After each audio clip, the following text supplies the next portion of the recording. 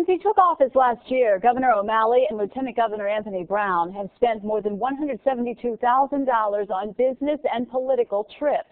And some of that money paid for state troopers who traveled with the governor out of state as he campaigned for Hillary Clinton.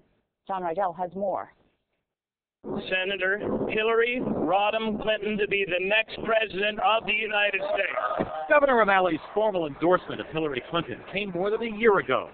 Since then, the governor has been traveling out of state to campaign for Clinton. And records obtained by The Sun show political and business trips by the governor and lieutenant governor have cost more than $127,000. I've been told the troubles ahead of the Maryland Taxpayers Association. We are really owners of the government because we pay for it.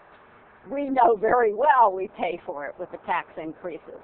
And yet the spending just goes on and on. O'Malley also made 2 trips to Ireland, though a spokesman says most of the expense was picked up by outside groups that invited the governor.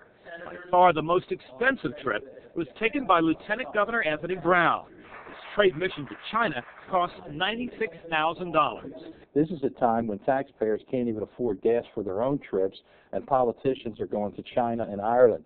A spokesman for Governor O'Malley says the cost of the trips made by the governor and lieutenant governor are not extravagant, especially when compared with similar trade missions made by previous governors.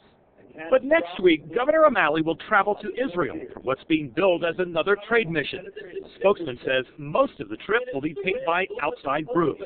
On that trip and all others, the governor must be accompanied by state troopers.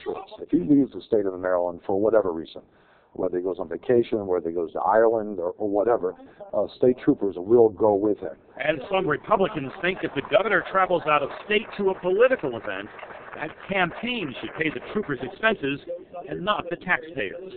John Rydell, Fox 45, News at 10. A spokeswoman for Governor O'Malley says Hillary Clinton's campaign paid for his travel and lodging out of state.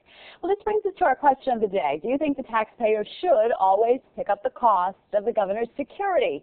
So far, 25% of you say yes, while 75% say no. Donna from Edgewater writes, he's not the president. Let him pay his own security, especially if he leaves the state or is on his personal time. As always, thanks for writing.